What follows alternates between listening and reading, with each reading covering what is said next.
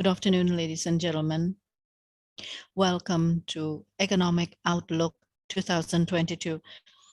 This is our third session, and our theme for the third session is to accelerate tourism development year 2022. And this is our second day from overall 4-day virtual webinar. And this event organized due to collaboration of our partners such as Bank Mandiri and Pertamina. I'm Ausnari. I will be your MC in this third session. And this would be our last session today, the second day of our virtual webinar, Economic Outlook. And here we have our moderator, Bapak Abdul Aziz, Vice Editor from Investor Daily. Hope you are healthy, sir. Yes, thank you. So here in Economic Outlook, and we have interesting panels. And first we will hear keynote speech delivered by Minister of Tourism and Creative Economy, Bapak Sandiaga Uno. The floor is yours, sir.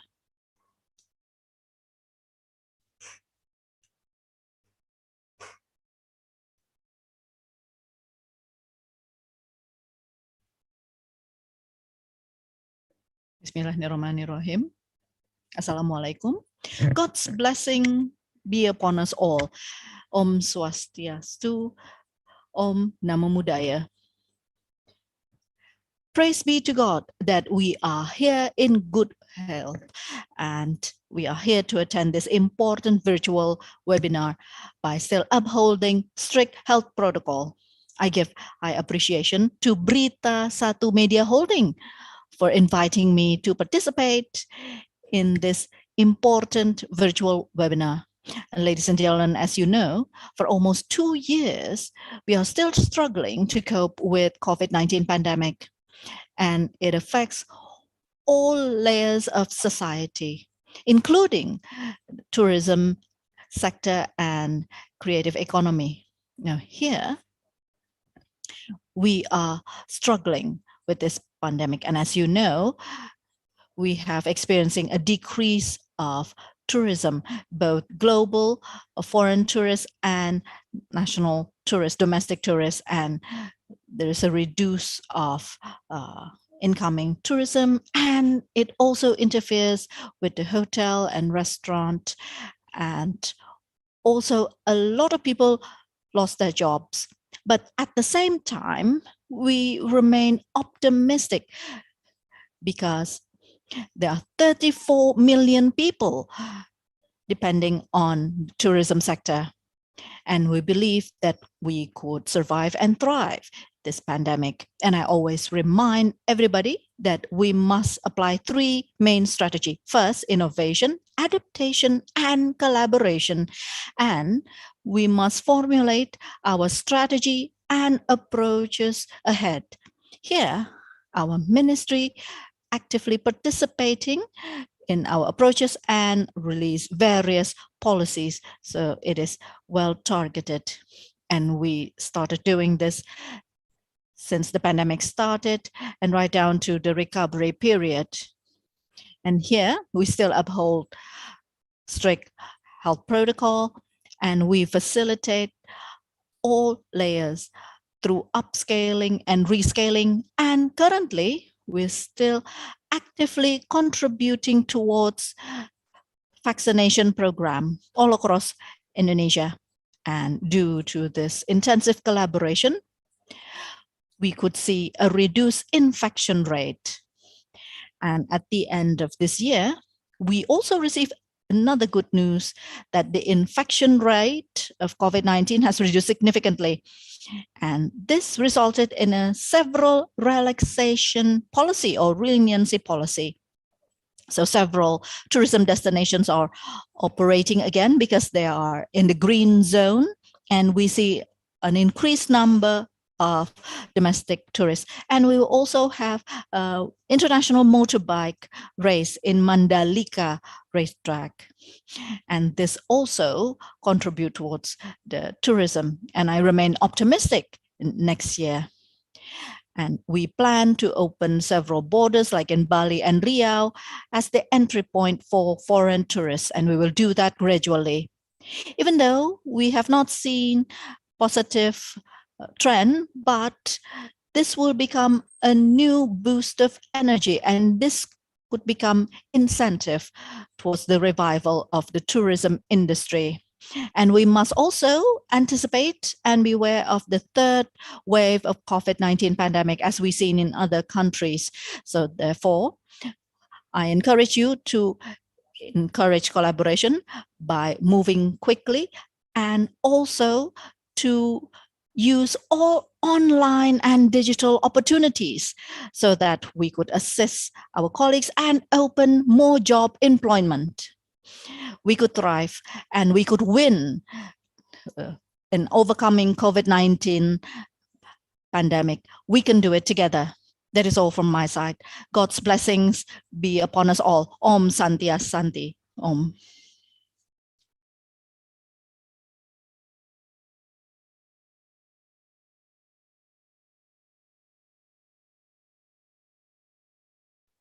Thank you to Pak Sandiaga Uno, Minister of Tourism and Creative Economy. Before we go into panel discussion, we will have a brief photo session. So I invite all panelists and ladies and gentlemen, audience of the virtual webinar to please open your Zoom camera. I will count down 1, 2, 3. One more time. 1, 2, 3. Thank you. And now we will enter the panel discussion. And the theme is to accelerate tourism development year 2022. And here, I also invite the audience to convey their question using Q&A feature in your Zoom. And I also would like to remind you that we will give door prizes to lucky winners. So we will show you a barcode in the middle of our session. So please stay tuned with us because you'll never know when we will show you the barcode and you can win Samsung Galaxy smartphone. So do stay with us from the beginning until the end. And now I would like to invite Bapak Abdul Aziz to moderate our panel discussion.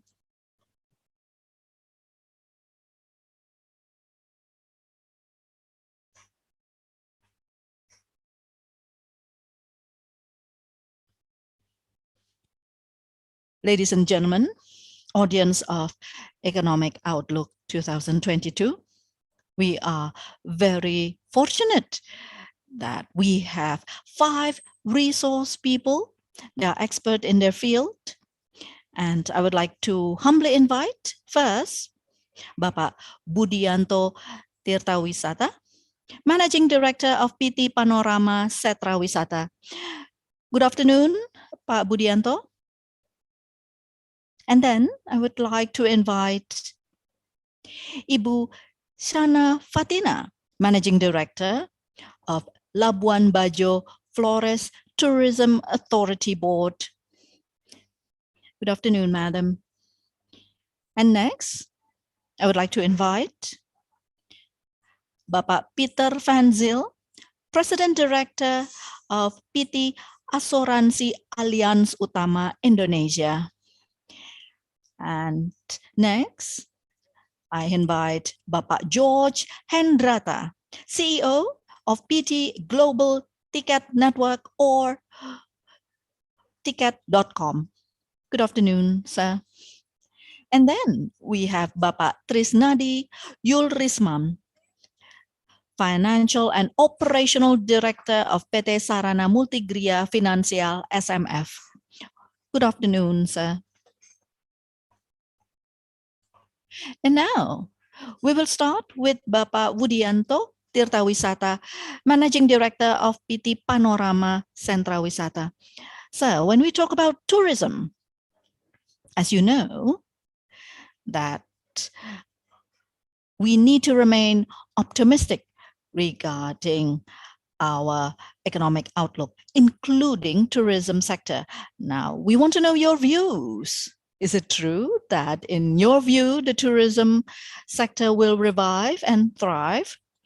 And we want to know how far, to what extent that we could revive the tourism sector. Yes, thank you.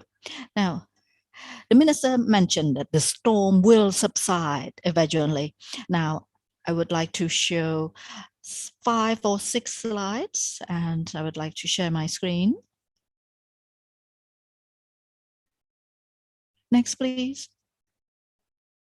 Ladies and gentlemen, when we talk about tourism sector, we are talking about the digital platform. Now, it relates with the tourism sector, and there are a lot of activities going on here. So there is a collaboration between high touch and low touch. So you could see here, there's a journey or a cycle started from an inspiration and then moved to planning, booking, and then experience and sharing. Now, this is a journey or a cycle that is currently happening. Now, a physical one, usually we go through travel exhibition and we distribute brochures, but the digital world, you could Google and use your social media and receive newsletter. And then for planning, you could engage in small meeting and use travel consultant. Whereas from the digital platform, you use social media application and others. What's interesting here is that when you experience this issue, now, actually, there's a lot of physical going on, physical activity. So the digital things is inevitable. We realize that, but most of the activity is through physical experience. That's what makes it different. This is what our traveler aiming for. So not everything could be replaced by digital. So most of them still rely on physical experience. So this makes our experience or traveling or journey worthwhile. And then you mentioned about travel agent. Now, I would like to use tour operator because we are a travel agency and we have products, we provide content, and we market it to the people offline and online. And of course, there are several interesting things that differentiate tour operator and online travel agent or OTA. Now here we provide human interface as tour operator.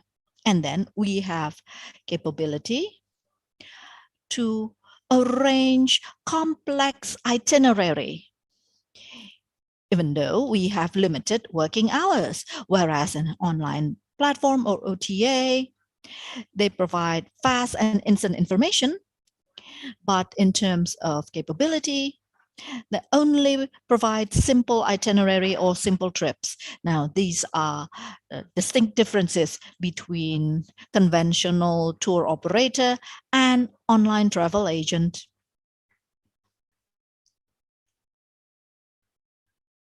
Now here, I would like to convey several things. Now here, do it yourself is you do this online.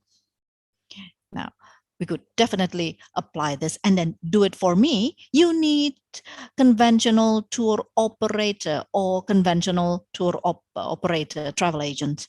And here you could see different quadrants. Now, bottom left is the savvy traveler. There are cost conscious and do it yourself. Here you see this is different, and is you could save money and you have flexibility by doing it yourself.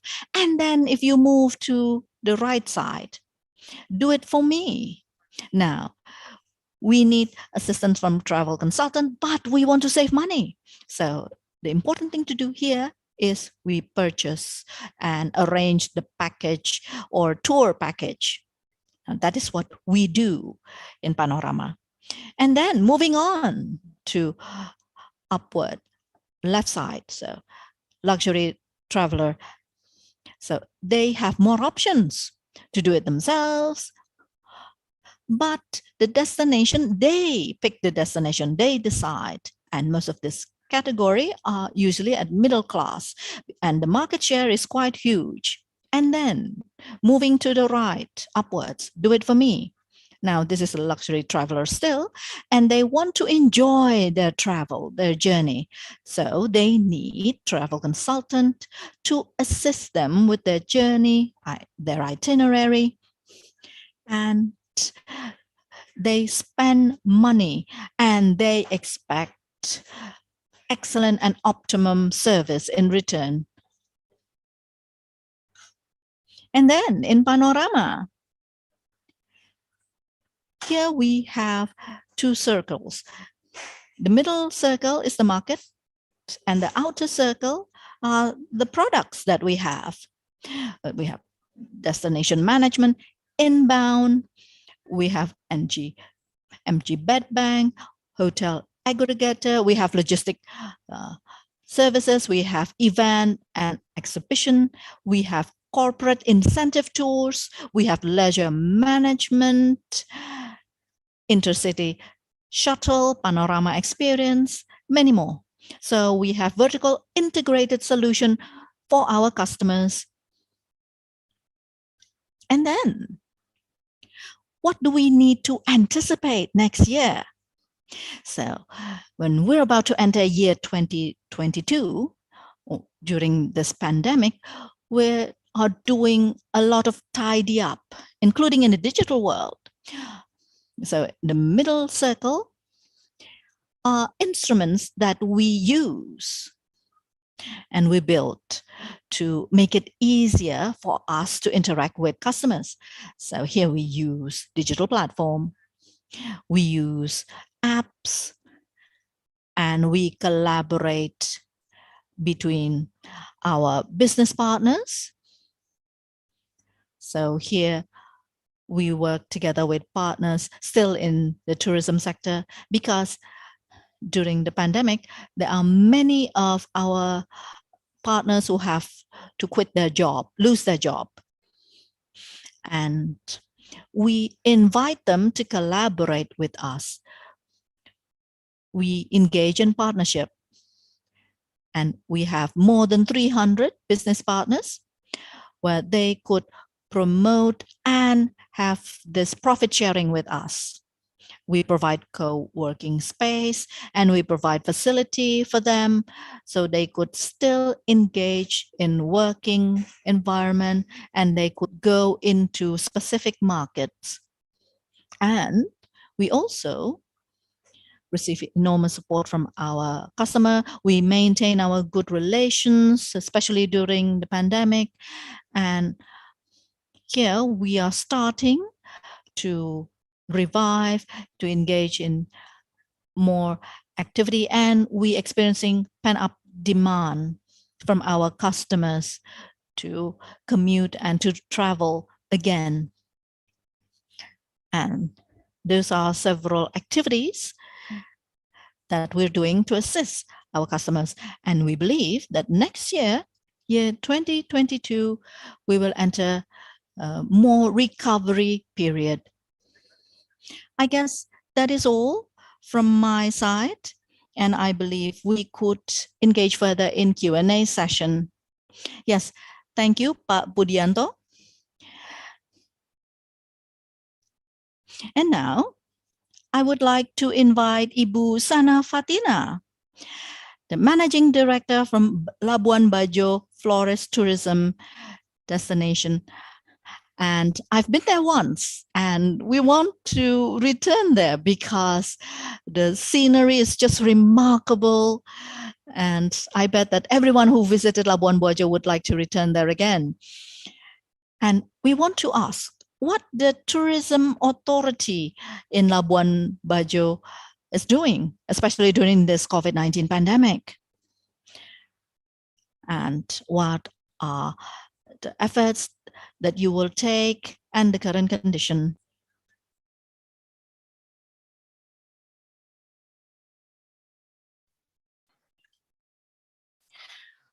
I know that we have used the hashtag of missing Labuan Bajo. We hope that everyone who visits Labuan Bajo will want to visit it again. I have prepared a presentation that I have shared with the organizer, but just as an introduction, there are some interesting development in terms of tourism in Labuan Bajo during and after the pandemic. Labuan Bajo has been massively promoted starting 2016, and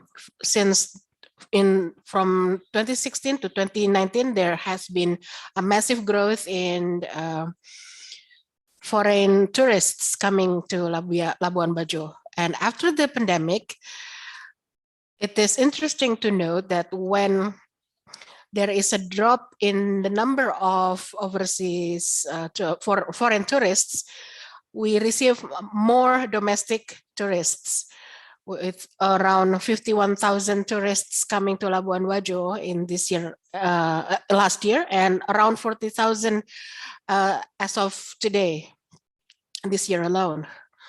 The authority is established based on the regulation number 50 2011, which covers the bioprotective the area around the Komodo National Park, and it covers the 400 hectares of forest in Nenggorang Bawosi. And we also have 3 mandates, which is to establish the Labuan Bajo Forest ITMP and strengthen the tourism and creative economy, big data, and empower thematic tourism products. So in the new normal era, tourism, we need to change our direction of tourism. We have to focus on cleanliness, health, safety, environment, sustainability, or CHSE protocol. So attraction, airport, product, preference, and accommodation, as well as accommodation, had to be adjusted following the pandemic. Responding to after the pandemic, there should be a focus on physical distancing and limiting the capacity of tourist destination. And then there should be sanitation facilities, and there should be better sanitation and better safety. And there should be hygiene labeling, or the CHSE protocol labeling. People also prefer different mode of transportation, flying, and types of tourism. Labuan Bajo is labeled premium tourist destination. It's we define it as quality tourism that affords you a quality experience that makes you miss the area, visit the area. And this is supported by the landscape and tourism and unforgettable, that will create unforgettable memories. We focus on conservation and how the human resource can be part of the whole enterprise and through creative economy, and to accommodate a comfortable travel experience for the tourist, and providing health, safety, and security systems so that in cases of emergency, we would be able to respond appropriately with the help of relevant institutions. And then infrastructure-wise, there should be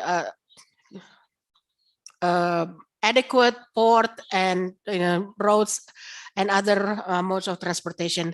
We have 7 main strategy, starting with mitigation of pandemic through herd immunity and how we can create adequate travel bubble to transport tourists from airport to the destination.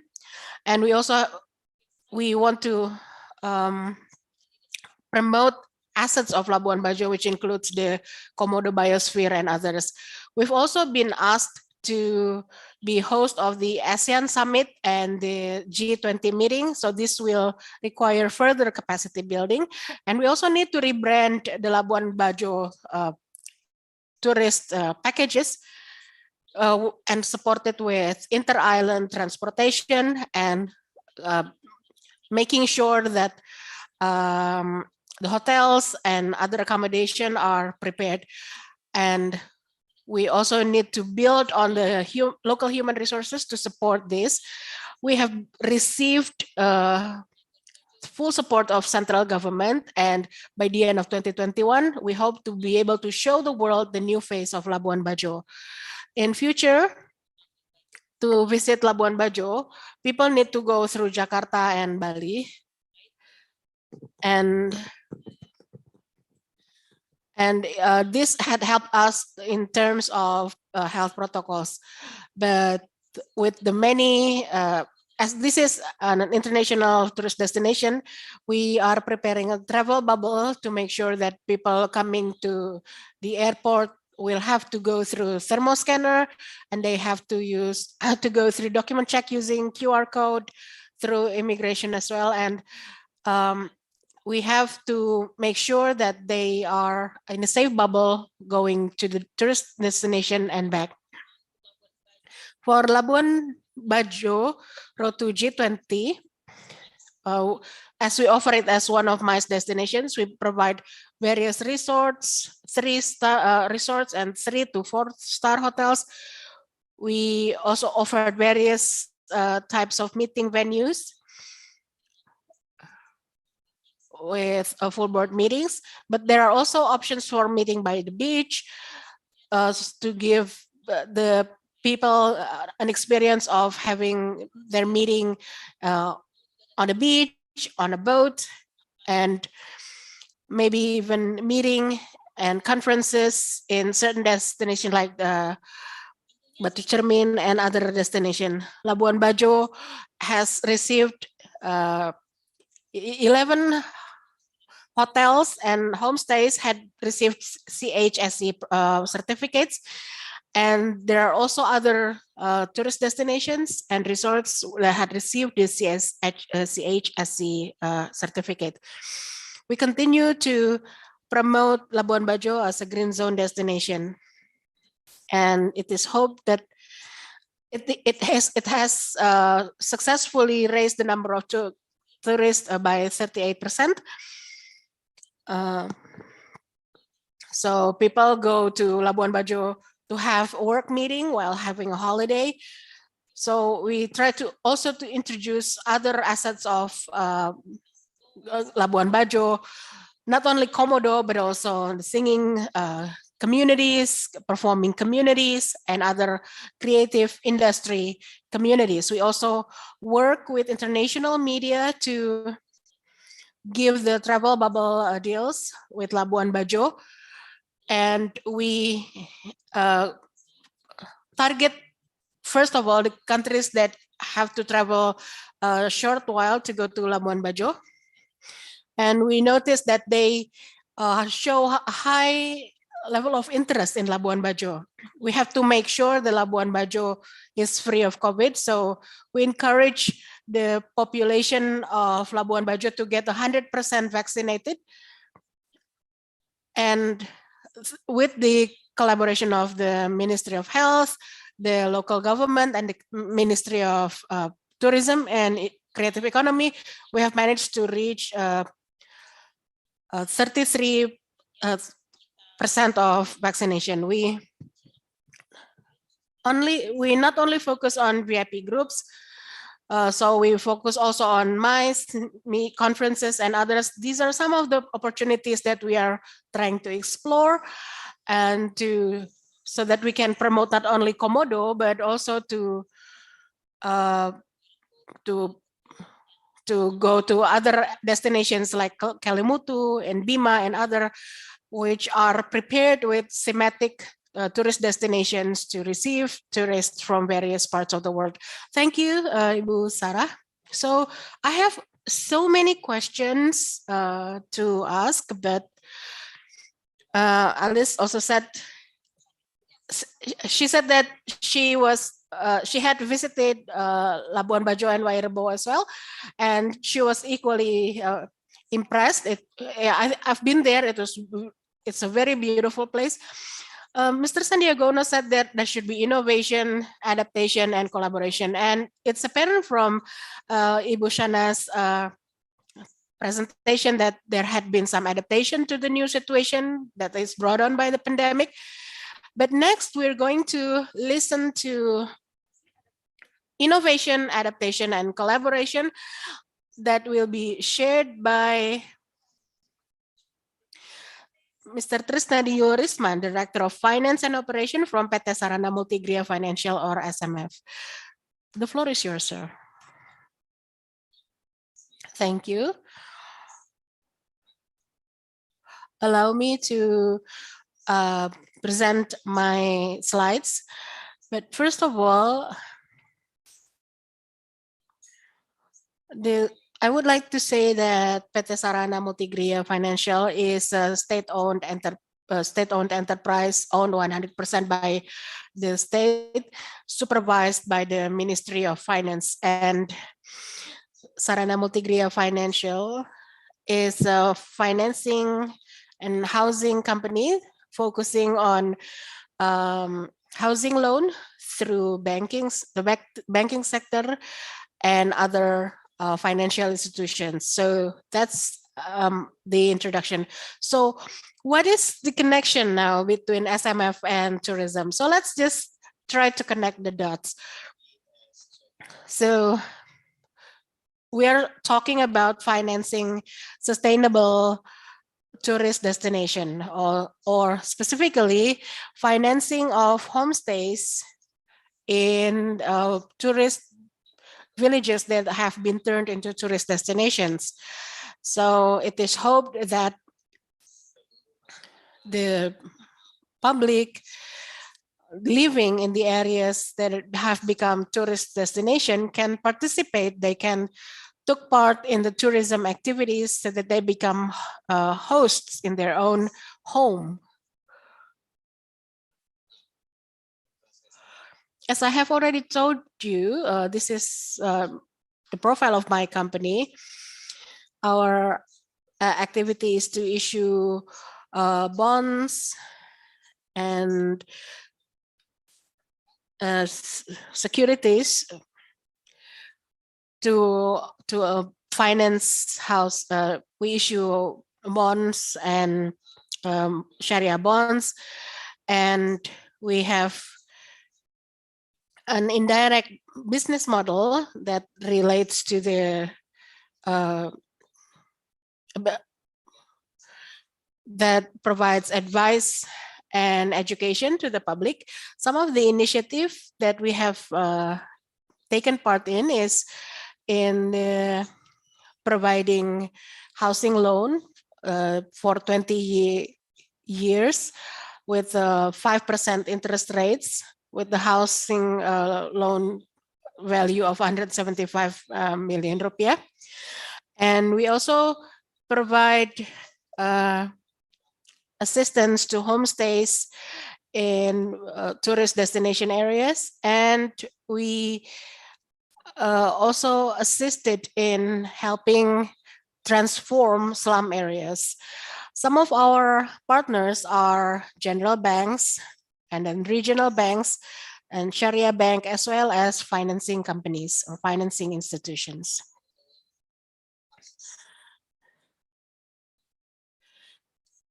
In terms of financing homestays, This is one of our reasons to participate in the development of tourism in our capacity. By providing access to financing, we know that a lot of the tourists, a lot of people in the tourist destination areas work in the informal sector, and they probably have little to no access to the banking sector. And by providing them with this opportunity for loan, it would be possible for them to develop their business by providing accommodation, like homestays for tourists visiting their areas. And it is hoped that they can grow their business as tourism continue to grow in the area. They can get cash flow that they can use to develop their business further, and hopefully this will help them from becoming victims of loan sharks and build an independent business, or they can be self-sufficient.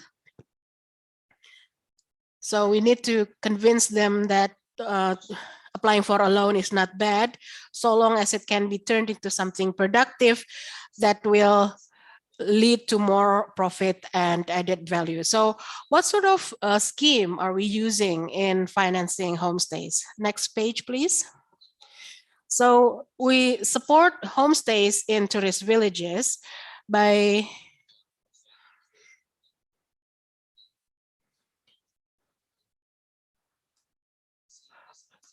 to super priority tourist location like in Toba Lake, Mandalika, Borobudur, Kupang, and other potential tourist destinations. And we support the development of these new destinations by providing loan with very low interest rates, around 3%, and the tenor is 1 to 10 years, and the amount of loan is 150 million rupiah. So we hope that we don't want the loan to become a burden for the beneficiaries.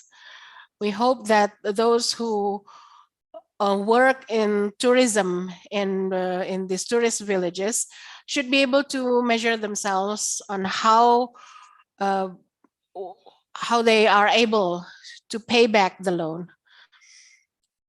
So they have to be able to measure just how much loan they should apply for, and make sure that they are within the capability to pay both the loan and its interest.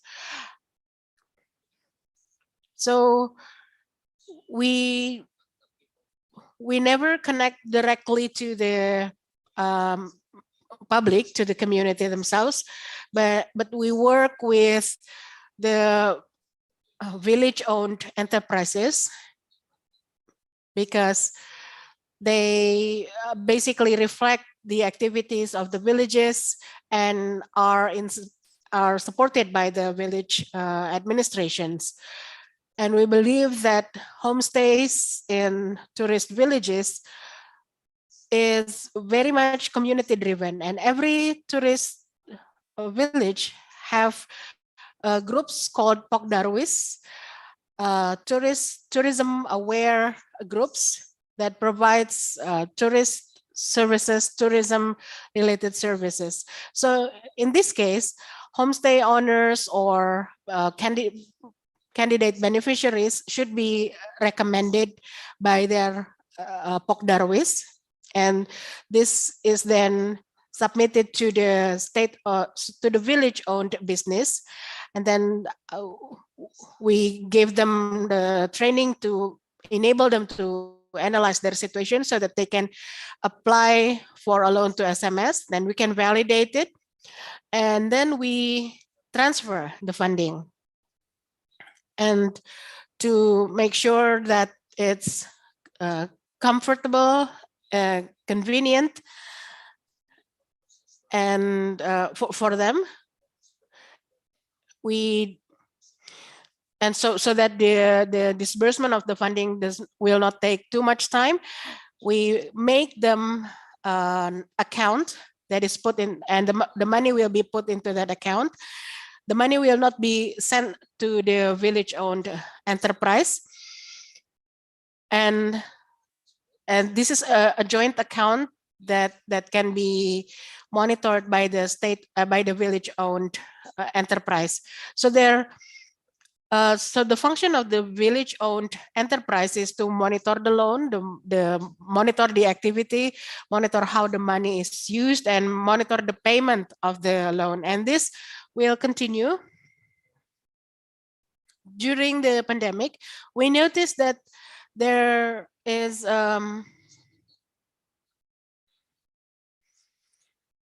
there is some difficulty for some of our debtors to pay back their loan. And we have provided them with some leeway, so that they don't have to pay their debt yet, their loan yet. So I hope that this will help them to survive without having to jeopardize their business. So is this a program that just supports homestays? What about infrastructure? How about other supporting modalities for tourism?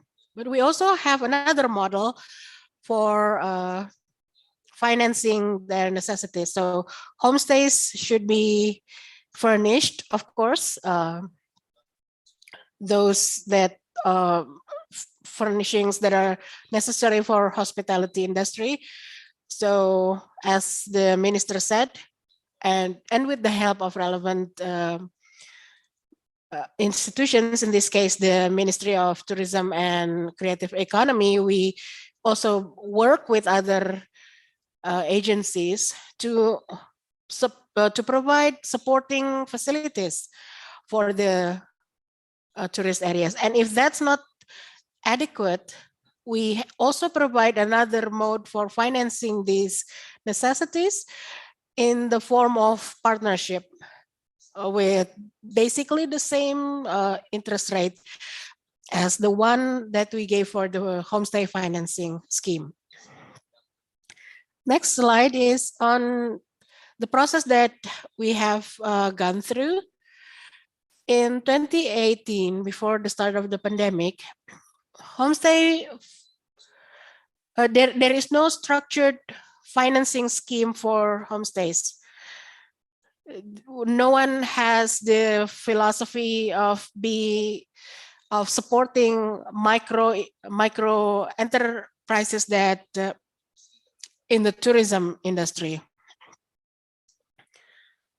So we had an intense dialogue with the Minister of Tourism. They have some teams geared on acceleration of tourism development, including in development of homestays. So we managed to create a program to develop homestays for tourism village. And in February 2019, we started to provide funding for homestays in villages in Central Java, Samiran and Gelanggeran. And this continues until 2019. And in 2020, we have supported 11 tourism village by funding homestays. And we have hundreds other villages in the pipeline. And we are endeavoring to, as Sandiaga Uno said, we need to synergize, we need to collaborate to come up with the funding that they need, that is needed to support these tourism villages. Even though we don't need that much funding, the funding that we have allocated for this has not been fully absorbed. So it would be ideal if we can optimize the use of these available loan to develop homestays in tourist villages. Next, please.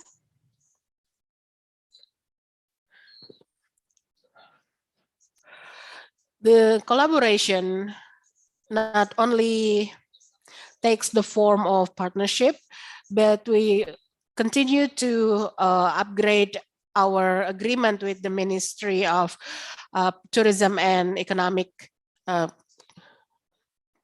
Creative Economy to make sure that SMF can support tourism in general.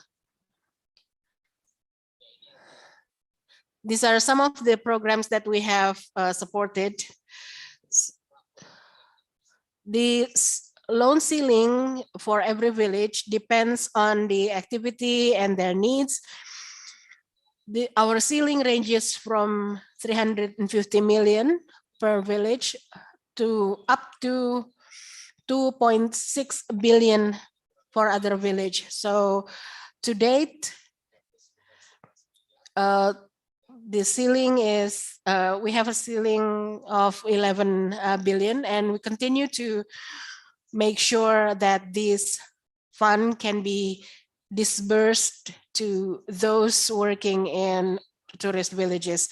So areas that in which we have started funding include East and Central Java, Lombok, and some other areas that are in the pipeline for disbursement of funding. We try to support tourist activities in remote regions. Maybe we can do it in Kupang and Labuan Bajo as well. And they're also in our goal destination, and also other destinations that require financial support. So those are some of the programs that I could share with you. Just to quote the minister, don't get ever tired. Don't be tired of loving Indonesia. So that's it from me. Thank you. So that's a little exposition from Mr. Trisnadi. It's very interesting. I think it's very interesting that he quoted the phrase that getting a loan is not always bad, because it might accelerate the development of homestays in a number of tourist villages. Next, Ajis, please invite the next speaker.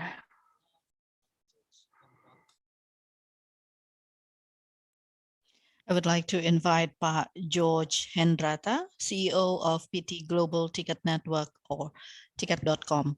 Now, Pak George, if you, in your opinion, the tourism sector have received significant decrease.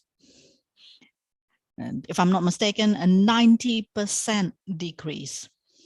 But surely, slowly we tried to revive this sector, and hopefully next year we could experience significant increase. Now, how does ticket.com manage the situation? How do you mitigate this crisis, and your views regarding next year? What are the efforts that you wish to take? Yes, thank you, Pak Ajis. So here I'm delighted I could share my views in this important forum. And I think the storm gradually subsided, and I see many people vacationing in several tourism destinations. And when Ibu Shana mentioned about Labuan Bajo, I'm also excited, and I agree with the minister that we must promote various destinations like Mandalika, because there is World Superbike Series race championship, Danau Toba, and other tourist destinations as well. Now, I would like to share my slides.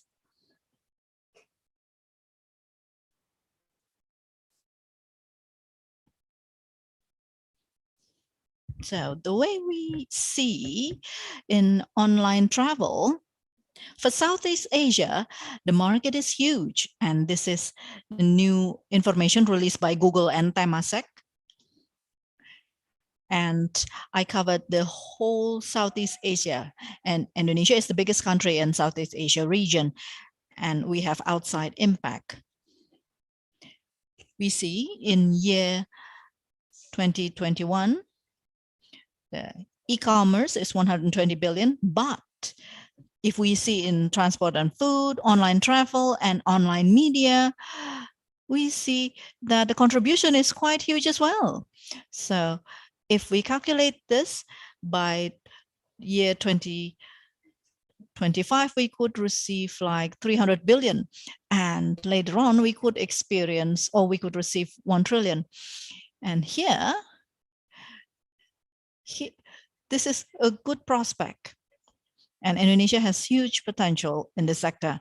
And then second, we see from IATA, International Travel Association, we see from 2015 to year 2035, Indonesia will continue to grow as the 4th largest country in terms of tourism.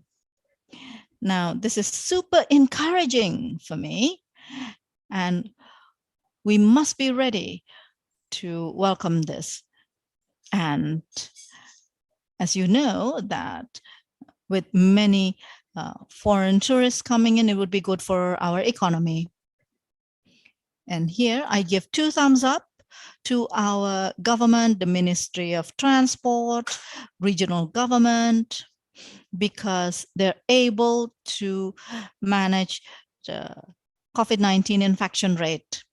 And because of their hard work, we could start going to several regions again. And here there's still a lot of potential. Now, this is the travel and tourism GDP contribution. Now, for countries like Thailand, they have 20% contribution, and Malaysia 12%, and Indonesia 6%. So there is still a huge potential. And then another thing, 10% of the employment originated from tourism sector. So it has a huge impact.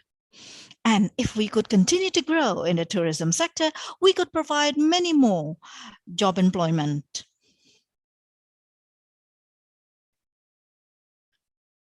And here, Pa Aziz, you mentioned, now this is from air traffic passenger graph. Now, if we get the data from January 2019, we see that there is a significant decrease May last year. And then there was also a lot of requests to refund their money. And we committed, we refunded their money. We put people first. If they want to refund, to reschedule, we still cater towards their needs, because we are aware that they are confused with the ever-changing regulation. So we want to make them feel comfortable and worry-free regarding their canceled or delayed journey. Then here in July, we experienced a decline as well, but now it's going up. And we are optimistic that it will continue to grow, especially for next year. And then from room occupancy rate, and hotel room are fragmented. And if we put index from January 2019, it's 100, and April 2020, there is significant decrease. And then the average occupancy rate back in 2019 is 55%, and now it's 40%. And if Bali could reopen, could welcome foreign tourists, I'm sure Bali will start to pick up as well. So here we have a lot of programs, actually. We collaborate with hostel, hotel, villa, resort, so they could promote their respective regions' potential.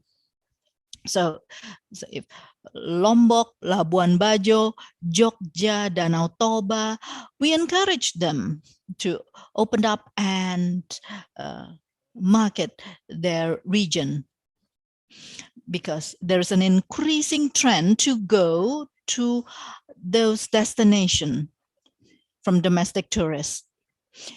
And then we could go to new segment like homes. They rent a villa, they could stay in an entire villa and still within a family. So they could do social distancing and enjoy the outdoors. So this is the trend that we are witnessing. So many of them rented a villa. And then I give 2 thumbs up to the government program. They accelerate the vaccination program in Jakarta and Bali.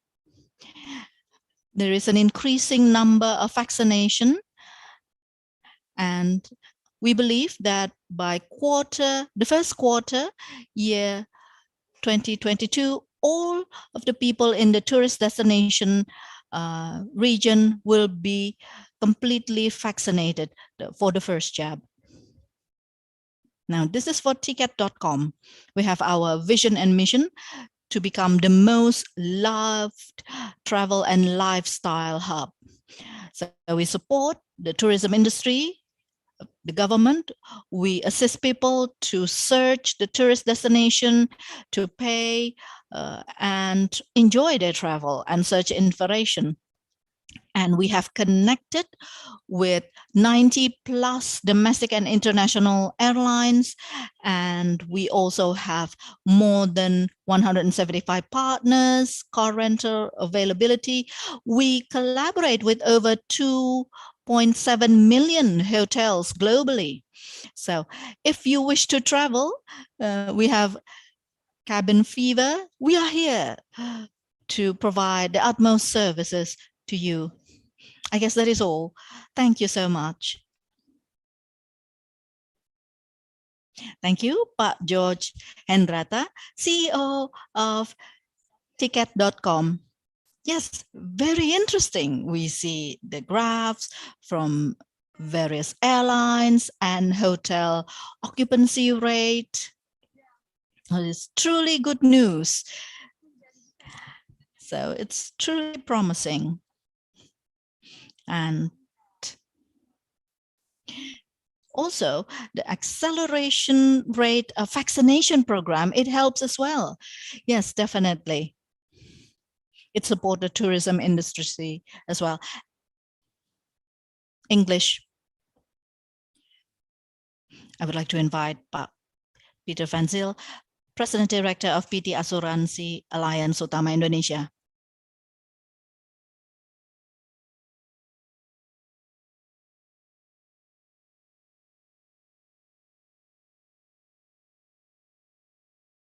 Saya juga mengucapkan selamat datang kepada Ibu Bapak, para anggota panelis, dan juga para peserta virtual webinar. Saya senang sekali kita bisa bertukar pikiran, khususnya di masa krisis pandemi COVID-19. Saya berterima kasih kepada BeritaSatu Media Holding sudah mengundang saya dan memberikan kesempatan untuk berbagi pengalaman. Topik hari ini adalah masih terkait tentang travel. In what we call the new normal, which is really interesting, I think, post the pandemic, during the pandemic, and as the pandemic eases, with certain speculation and on the side of caution moving forward. But if we can get through and straight into the presentation on my next slide, and let's have a look at what we see as the pandemic challenges.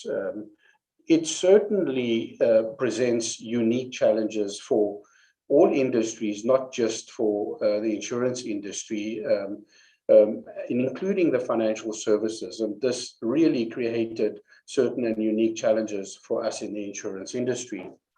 I mean, I think social restrictions have also made people rely on digital technology, and we have heard it in some of the presentations today, in their daily lives, including getting services related to that being at home, and including on their insurance protection.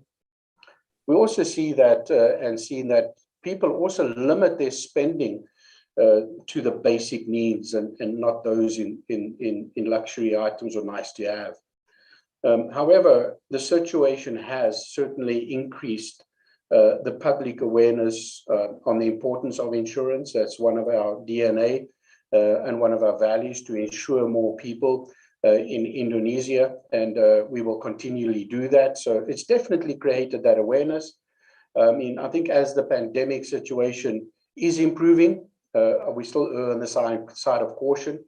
We're definitely now seeing more offline events and increased mobility in and around our neighborhoods and in our workplace. We also see that people are spending more outside now of their basic needs, which is encouraging. However, I think along with the rise of the tourism industry, it certainly helps. Bahwa kegiatan pariwisata juga semakin meningkat. Dan saya yakin industri ini akan semakin berkembang. Dan dengan topik yang saya bawakan sekarang, terkait dengan travel insurance, itu pas sekali. Dan di slide berikutnya, kita akan lihat on travel insurance. And I think the beginning of the pandemic, the high number of cases, mainly driven by the Delta variant, caused many countries to impose, at the beginning, partial lockdowns, but then really strict lockdowns on no movement at all. Many borders were closed and travel ban restrictions were imposed, especially countries with high case numbers, which is pretty understandable and pretty acceptable. With the current, with the advent of vaccinations, and you just saw George mention the rate of vaccinations in Indonesia, and with strict, perhaps health protocols, the spread of COVID-19 cases are now more manageable. And again, I would say that we always, and we see what's happening in Europe, err on the side of caution. Although some countries, we believe, still impose travel restrictions, there are some countries that are already opening its borders, but with strict health protocols. And we see that happening with our country here, Indonesia to Malaysia and Singapore, with following the protocols of being fully vaccinated, and that means double or full shot of being vaccinated, the requirements of specific vaccines too, namely Pfizer or Moderna, and the mandatory quarantine, which in some countries are opening up now, and PCR tests for visitors arriving at certain destinations. And we can see that some countries are also imposing mandatory travel insurance or health insurance or health cover that covers COVID-19 up to a specific amount. And I'll give you a typical example of this is Singapore, which imposes travelers to have at least a minimum of 30,000 Singapore dollars in medical insurance, and stipulating that that policy needs to be in English. We listen, we look, keep our eyes wide open and our ears close to the ground. And this is what we take into account with delivering our solutions to the greater population of Indonesia, which again is part of our value. If we look at the next slide, is what is our commitment to providing protection to the greater community, and that of our business partners, and some of us are on the call here today. We certainly remain committed to provide protection for our customers. And again, by George said, customer comes first, especially during these tough times. And we need to create products that will serve the needs in the event of an eventuality which they would require. It is our job and our responsibility to deliver on our promise. So our priority is to ensure that customers can still be well served, regardless of the condition, and even such as working from home. We ensure that our customers are well served. I think we continue to innovate on our product, and every product that we need to change, adapt to market conditions, and our services that are offered is in line, I think, with the continuously changing behavior of the needs of the customer. And I want to give you an example of this, of our personal enhanced travel insurance product.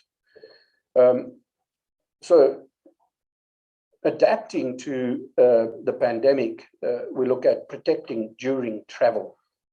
We can see that I think Allianz Utama understand that traveling during the pandemic requires more protection against COVID-19. Therefore, we have updated our travel insurance products, our Allianz Travel Pro product, with additional benefits that cover risk relating to COVID-19 cover. The products are available on a single trip or an annual trip, as well as domestic and international travel. However, we look at benefits, and we've clearly we've seen what domestic travel as increasing, and so has international travel increasing in some of the slides that we saw earlier today.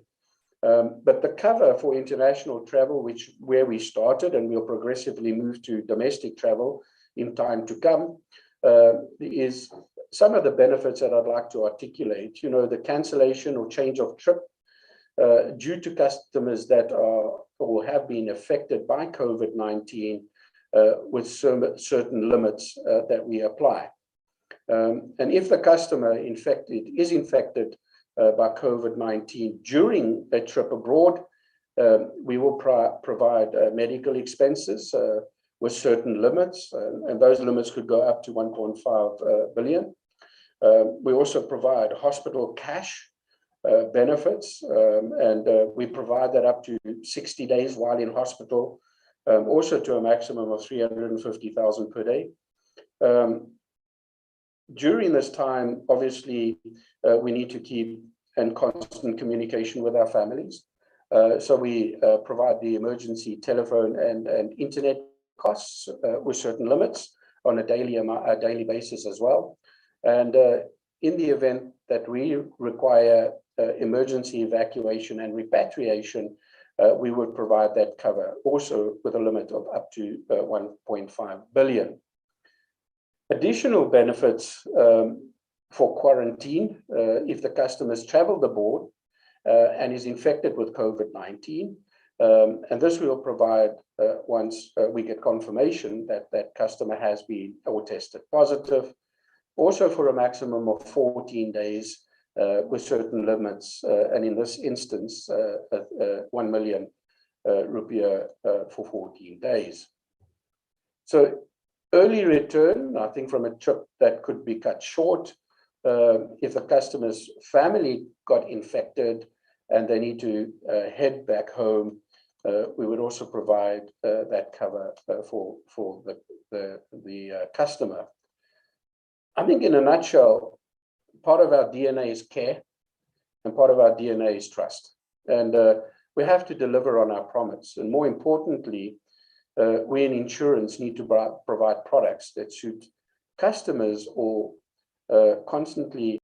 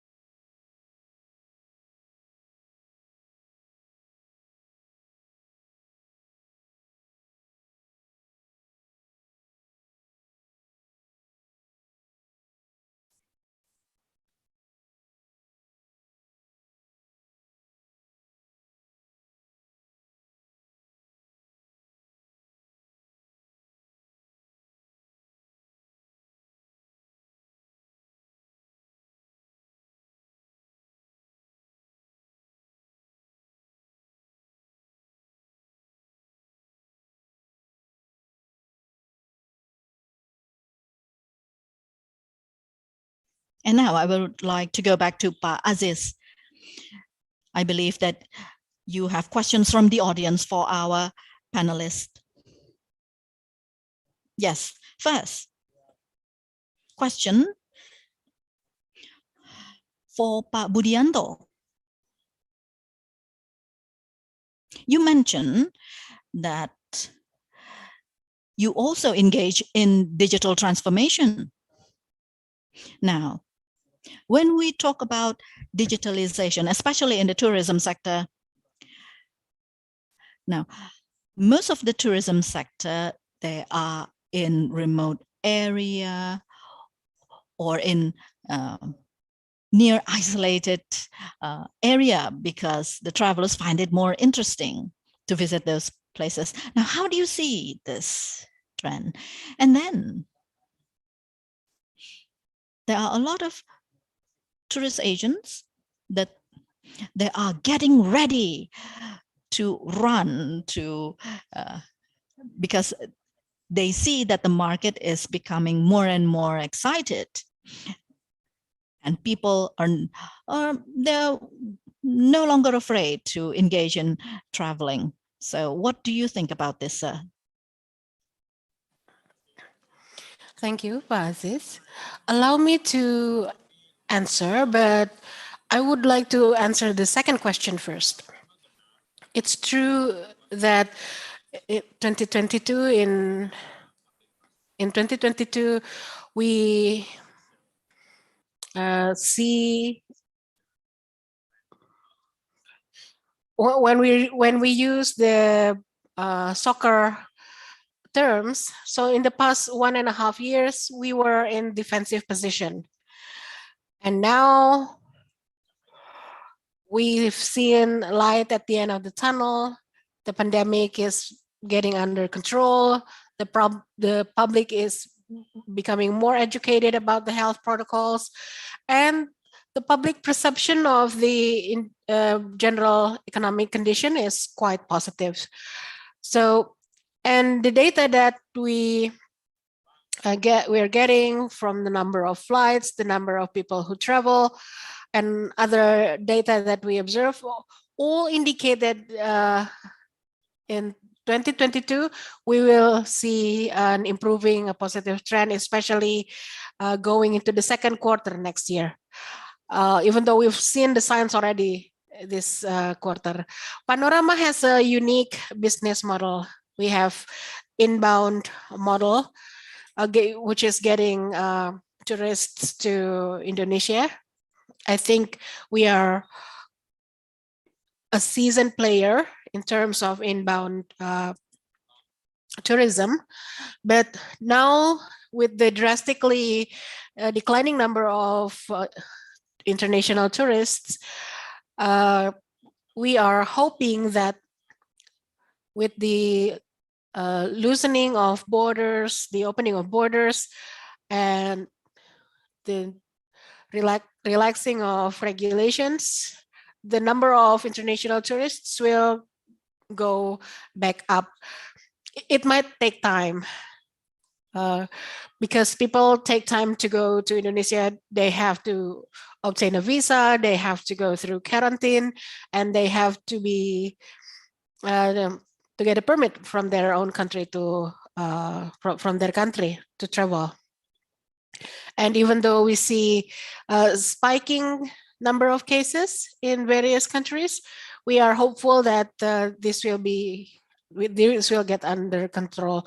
And now with the vaccination and insurance and medication for COVID-19, I think people are more confident to travel. So judging by the data, numbers from overseas, we are seeing a very positive trend. Our second business is travel and domestic travel.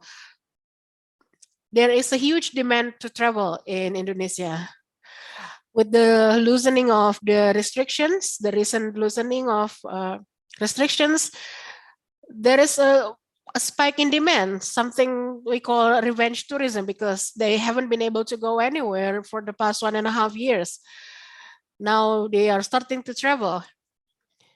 I know that we shouldn't be lax in our observance of health protocols, but we do have an extraordinary number of domestic demand. So flights are getting are increasing in numbers,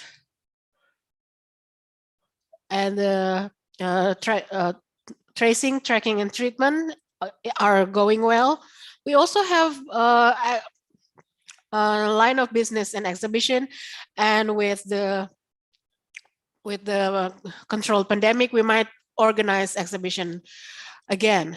So it's true that everyone is getting ready to go into 2022. But in terms of remote areas, outlying areas, I think most of them are getting more accessible now, especially for domestic tourists. In this age of digitalization, people can get information and inspiration, and they can also plan their travel through the digitalization. So we need to get into this digitalization thing. But this does not mean that it's not important to focus on the physical aspect of tourism, because the experience that the people crave are physical experience or physical in nature. So it's important for tour operator and travel agents to continue to provide innovative products, products that are adaptive, and we need to collaborate with various parties, with the government, with the local government, with the city government, with those in the tourism agency, and with the creative economy industry and other stakeholders. So I think those are some of the steps that we might take. Now, Ibu Shana, next year Indonesia will hold the presidency of G20, and a lot of events leading up to the G20 meeting will be held in Indonesia. And since Labuan Bajo is the closest region to Lombok and Bali, your area might enjoy some of this spillover effect from this tourism. For next year, we are not going to be the main venue for the head of state summits, but we are going to hold some 7 working groups for the G20 meetings. And we're also holding various side events starting January till October in Labuan Bajo. To prepare that, we are improving amenities. So we have made sure, so 11 hotels had already procured a CHSE certificate, and also some tourism bureaus are also getting this certification.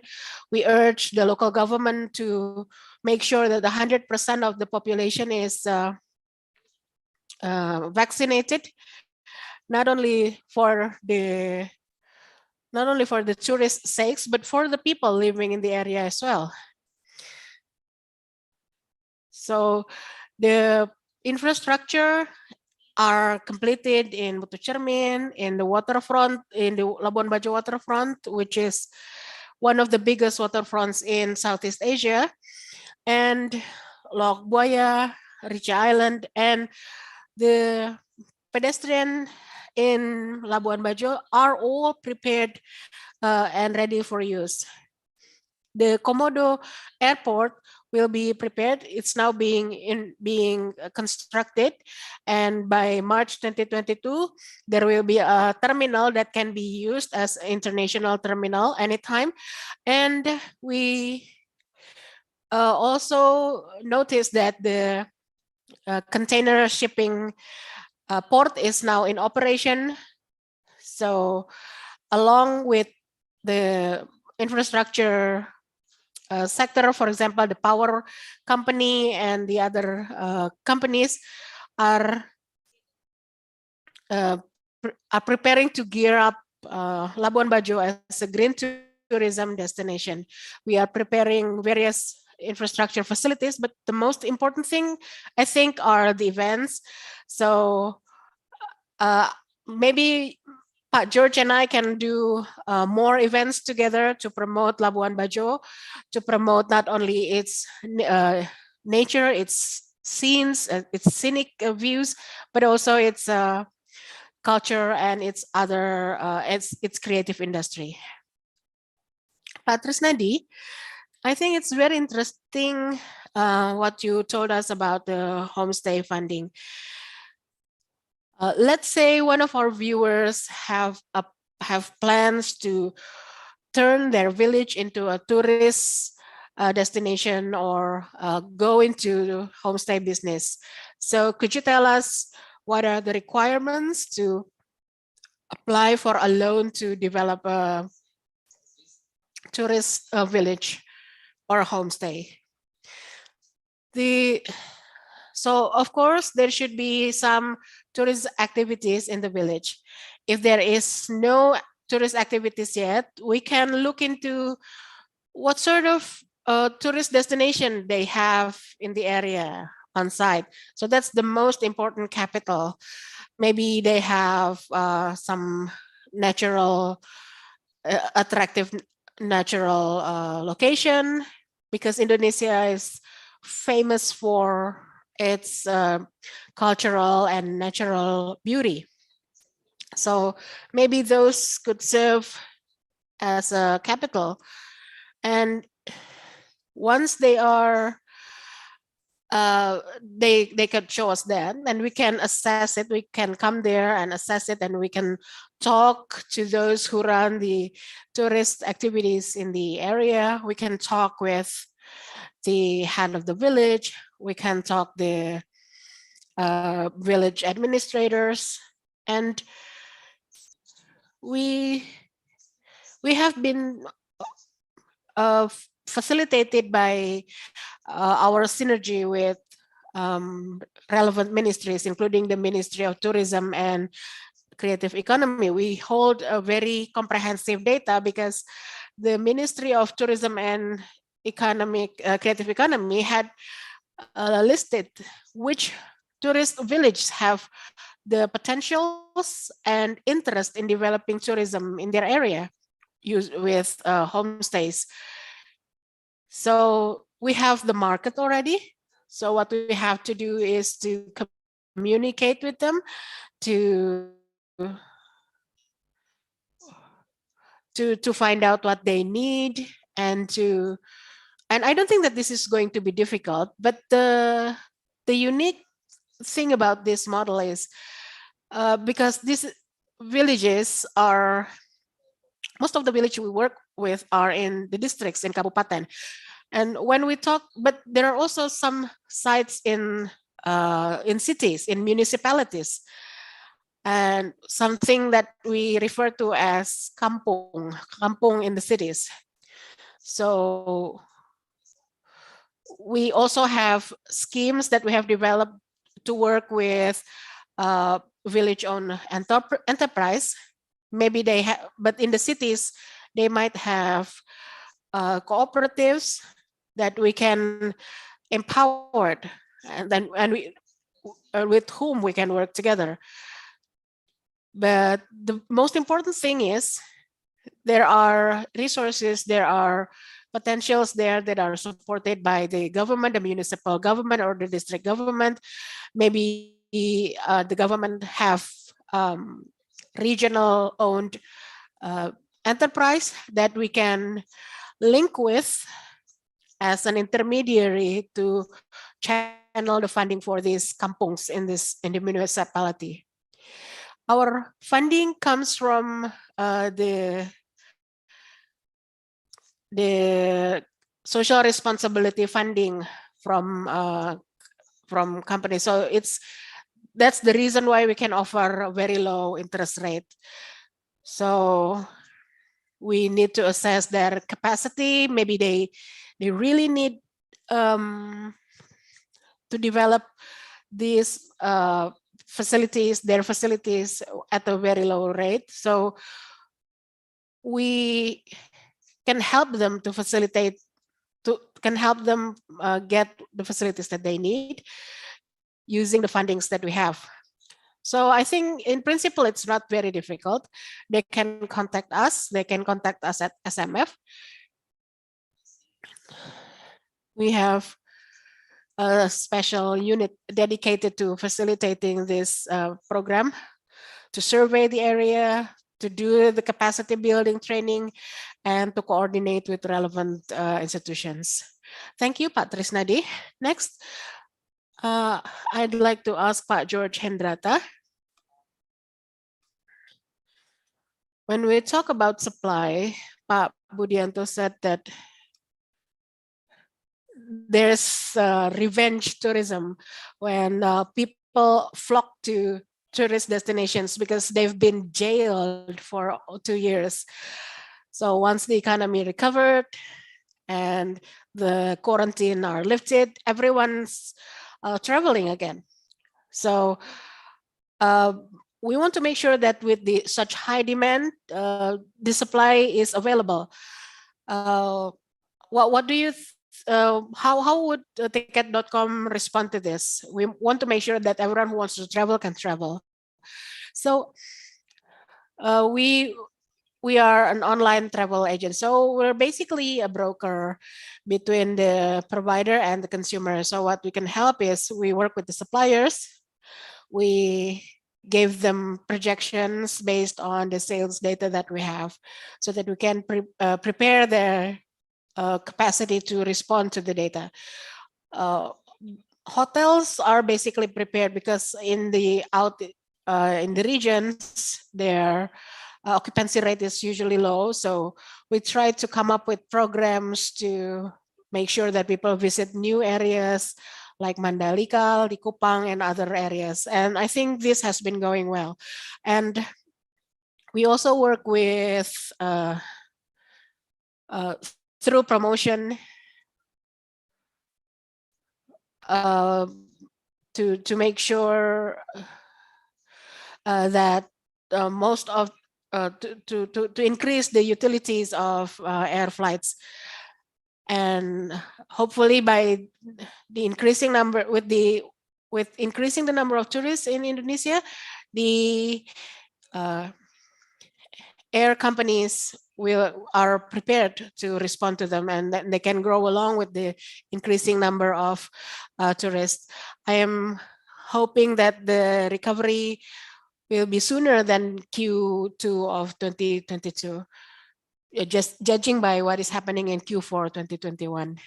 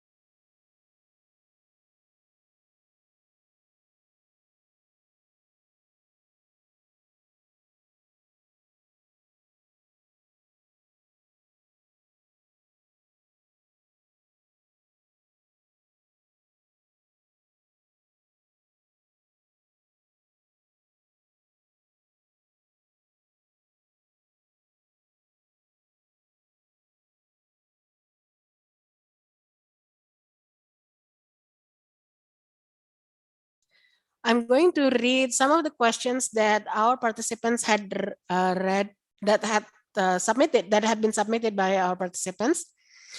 The first is from Tati from Jember for Budianto. The question is, travel agents that turn digital will require certain infrastructure.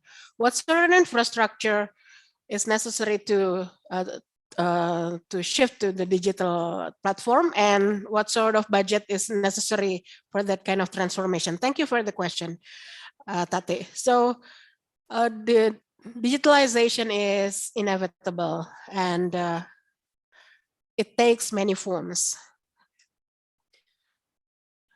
And it's now becoming part of our lives, our everyday lives. We have various business models. The first business model is what we call the licensing, and we have certain products that we can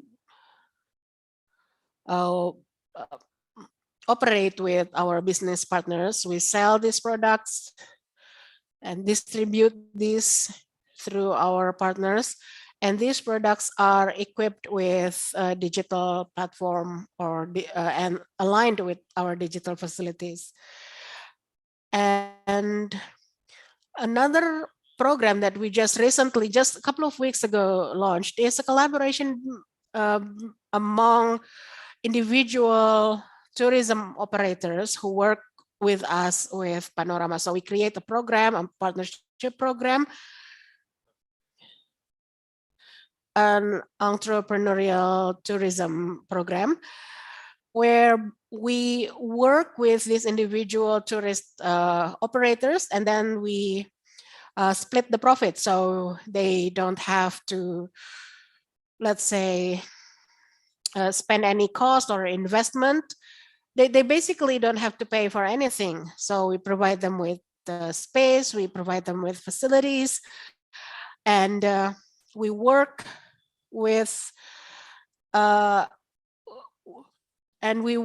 with them by basically taking advantage of the network that they already have. So we prepare a room for them, like a co-working space. And I think this is a very useful collaboration in the midst of pandemic. We are very concerned with the livelihood of tourist operators that had been laid off, and some of them wanted to start their own business, and so they provide them a space for that. So again, this individual collaboration program, the Panorama Agent Program, these agents are not going to spend anything. Nothing is expected from them, but good collaboration with certain terms and conditions that we can explain to them. And we basically make use this and also providing the opportunity to use the franchise or license system that we have. So there is no need to invest in anything to work with us. We have prepared everything for them. So thank you, Pak Budi. Next, I have another question from the participant from Ishan Rizky. I think this is a question from Bushana.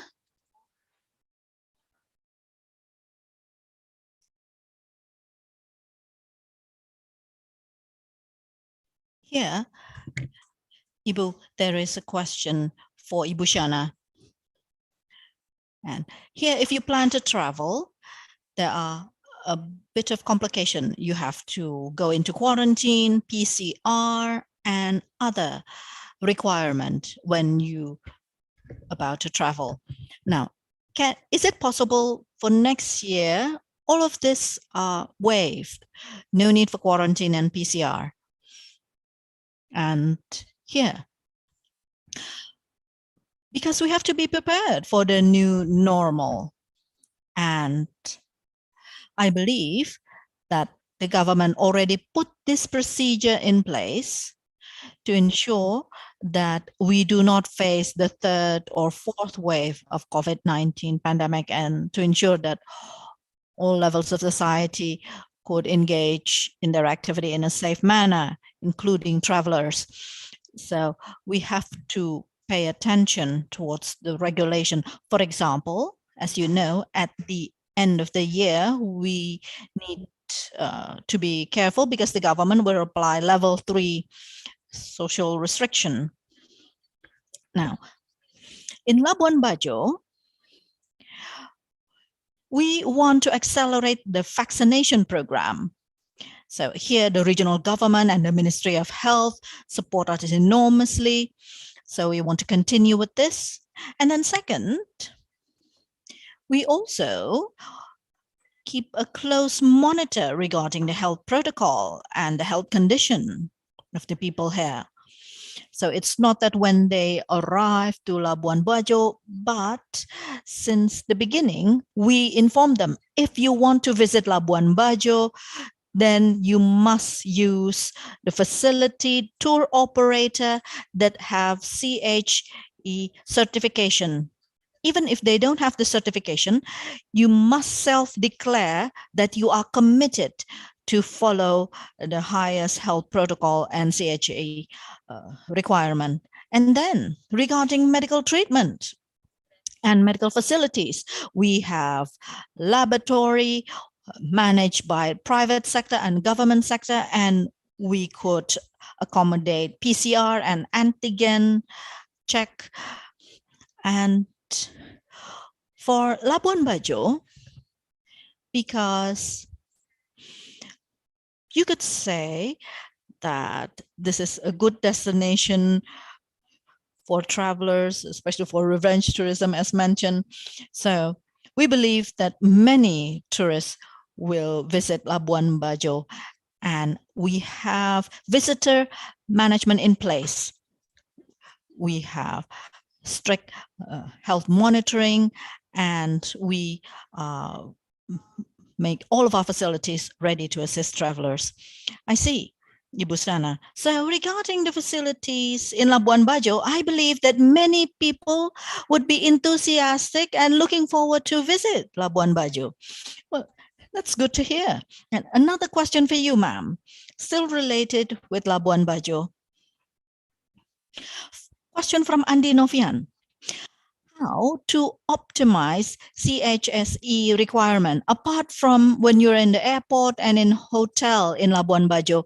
What if you visit the restaurants or other hostels, or if you are staying in not so luxurious hotel? Well, yes, thank you for that question. So we are continuously reminding our partners so they are consistent in applying the CHE requirement. And we realize that there are a lot of outdoor activities, and sometimes they are so tempted to open their mask, their face mask.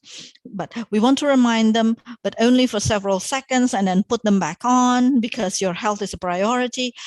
And we also make sure that all facilities remain hygienic, clean regularly.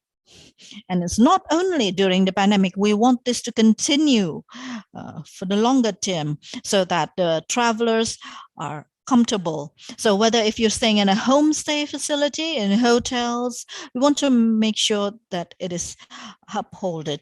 And we also remind our partners, if they are not comfortable with the surrounding of the homestay or other facilities, then they will not come again.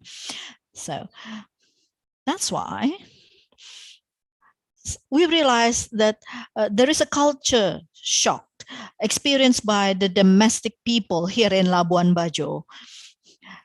But now they are getting used to this, and we don't want them to loosen the practice. So, and also the message for traveler, wherever you go, whichever place you visit, we're still in the midst of the pandemic, so you must uphold the highest health protocol.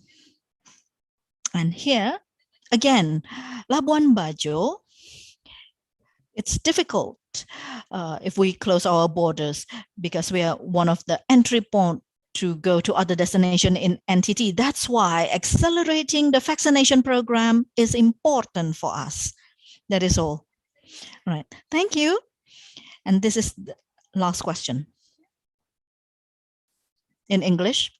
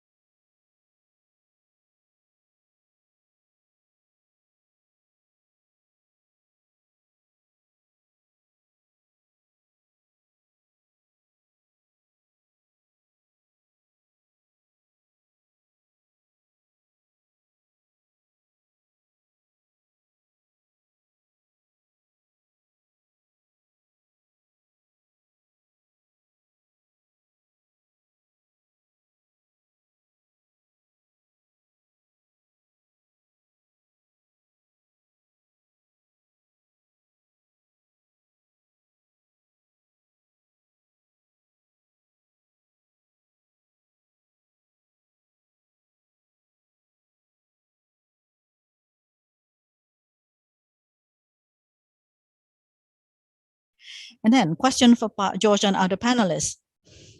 How the stakeholders in the tourism sector deal with the restriction or the regulation released by the government with the level 3 or level 4 restriction at the end of the year, because it will prohibit people from traveling to tourist destination.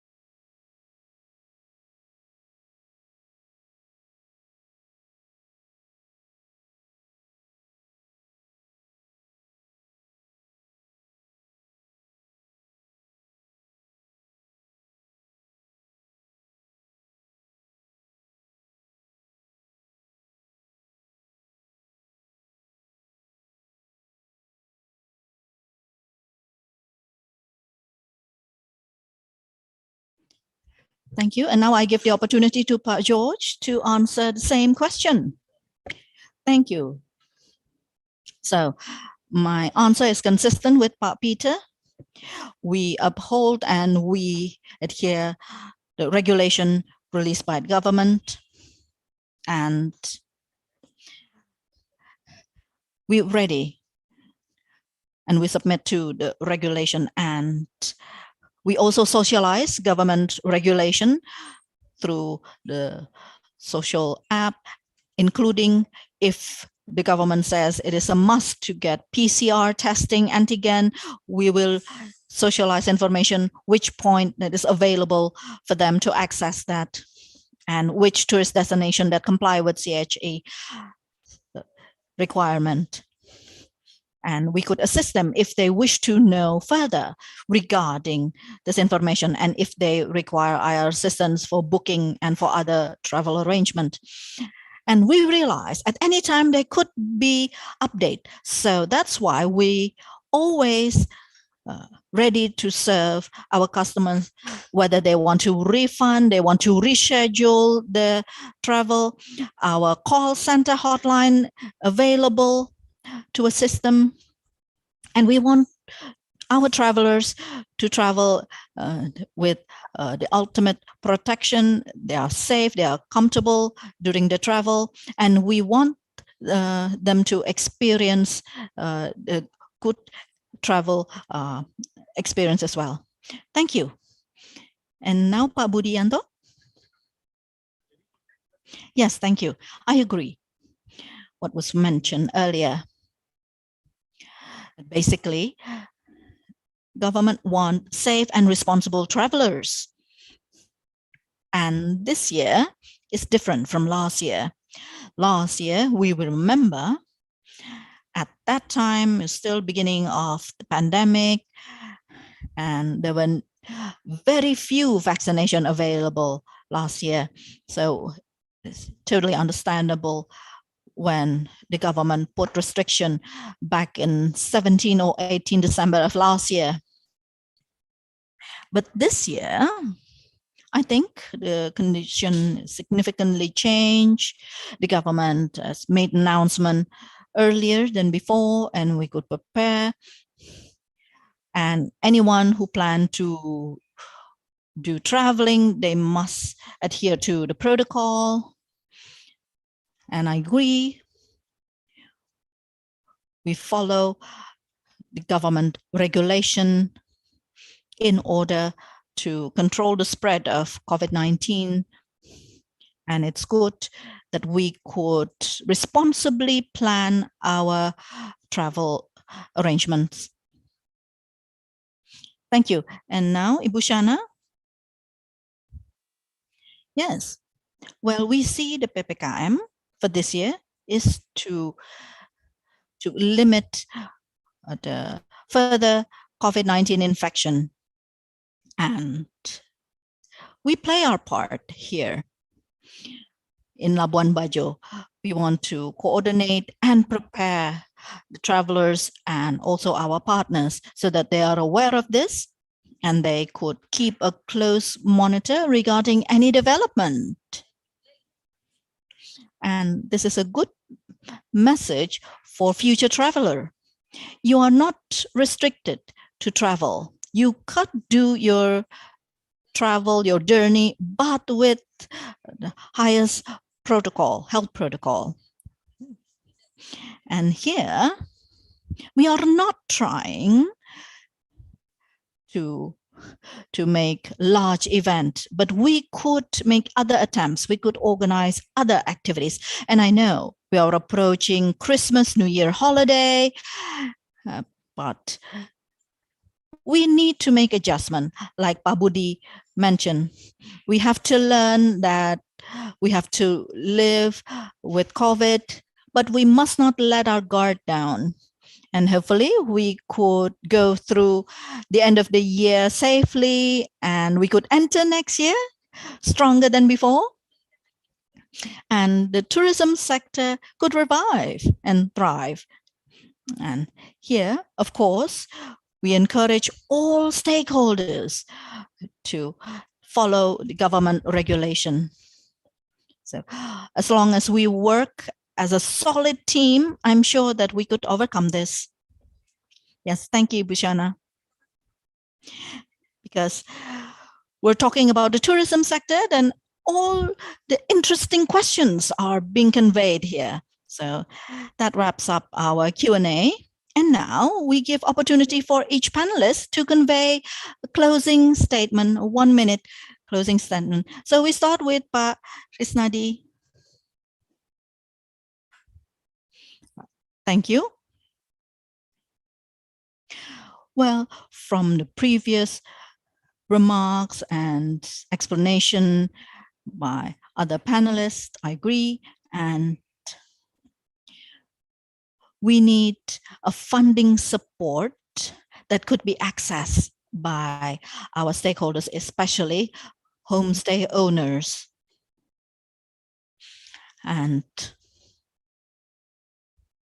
apart from the support provided by the government, we also need support from other stakeholders. So here SMF ready to collaborate with you and other partners, including work together with philanthropies, so that we could leverage, we could manage the funding to homestay owners, so that even though they're located in remote areas, they could have a good homestay at affordable funding rate or cost. Yes, thank you, Pak Trisnadi. And now we go to Pak Peter with your closing statement.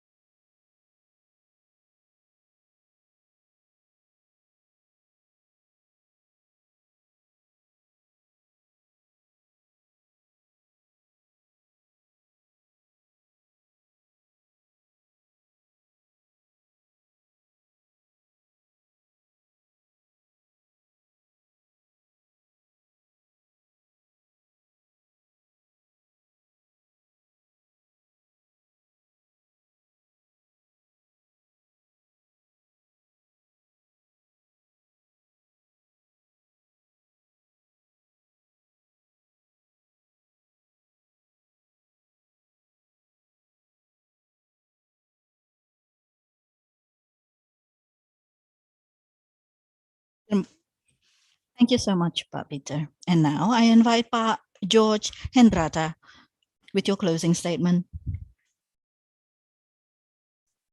Well, from my side, don't be afraid to travel. As long as you uphold the strict health protocol, I'm sure that everything would work well. Don't form a bunch and maintain social distancing, wash your hands regularly, put your face mask and get vaccination. And remember that ticket.com is here to help you to make sure that your travel is safe and comfortable. And let us worry and assist you with your travel. Now, I would like to close with a poem. So in the morning, we eat oncom and then travel to Jogja. Don't be hesitant to use ticket.com because we are ready for you. Oh, I'm sorry, it's supposed to rhyme. I suck at poems. Apology. Okay, Pak George. No, Pak Ajis, would you like to reply with another poem? No, not this time. Thank goodness. And now, Ibu Shana, your closing statement, ma'am. Okay. I would like to add that here, I know that COVID-19 poses negative impact, but there's also positive impact as well. It's time for us to explore new things. And here, do not gather in a big crowd. We want to travel in a safe manner. And we must not be afraid to travel. And don't be afraid to seek out new tourist destination. And this is the perfect time to do that. And Labuan Bajo have so many things to offer. You could see Komodo dragon or go to island. We have tourist villages. We have other thematic destination in Alor, in Bima. So this is the perfect time to explore other tourist destinations. So get your suitcase ready and don't be afraid to go to the new destination and be ready to be amazed. So here, it's good to refresh our minds. So be open to every opportunities. Thank you. And I have another poem to close this session.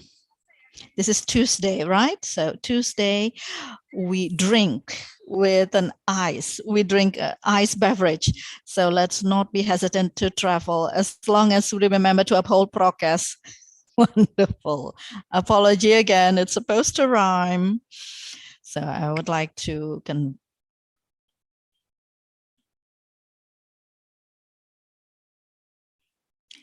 thank you for this amazing session we have today. I would like to convey my gratitude to all panelists for the valuable information they shared.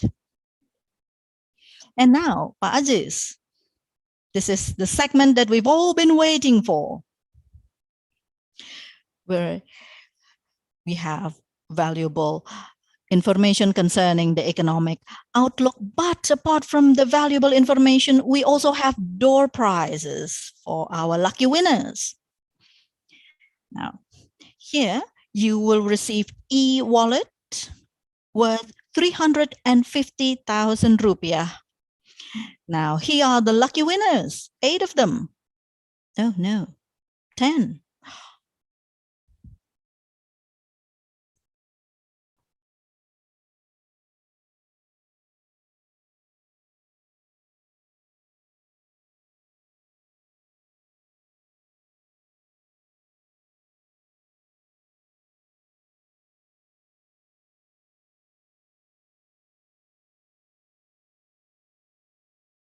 And to the winners, at the end of this session, please contact us through this WhatsApp number you see on the screen.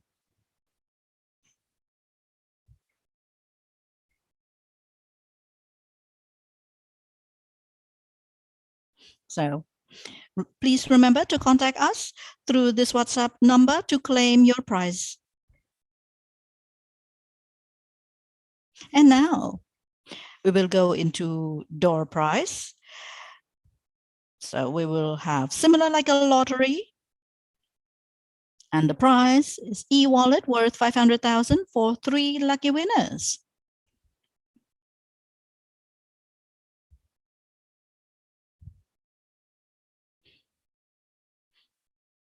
First winner, Mr. Karjoni.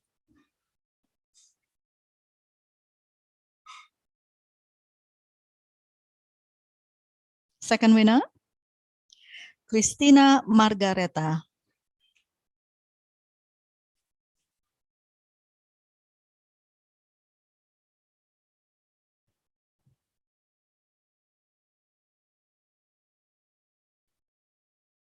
Third winner, Diana.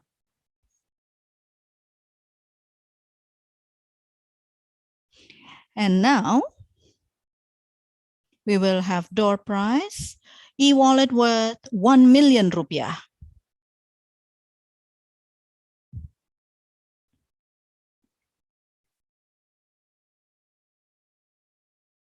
Now this is our winner for e-wallet worth 1 million rupiah.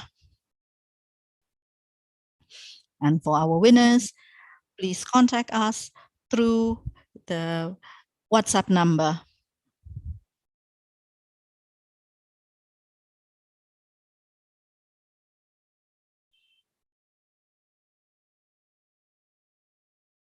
And then we have grand prize, Apple Watch.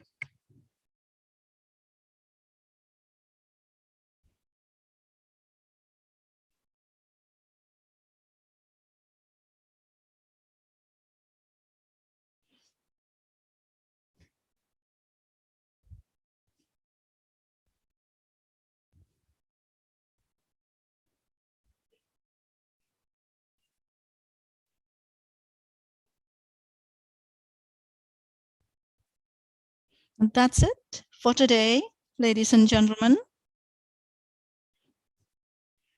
Thank you again to all of our panelists and Pak Aziz, our moderator. And thank you to ladies and gentlemen, the audience of our virtual webinar. And we also would like to thank Kadin, Indonesia Chamber of Commerce, USF Network, Books and Beyond, BFI. We will see you again tomorrow, that day, and we have 3 sessions ready for you tomorrow. And among speakers, we have Bapak Wahyudi, Minister of Transport, Bapak Arifin, and other experts in their respective field. Thank you, and that's all for now.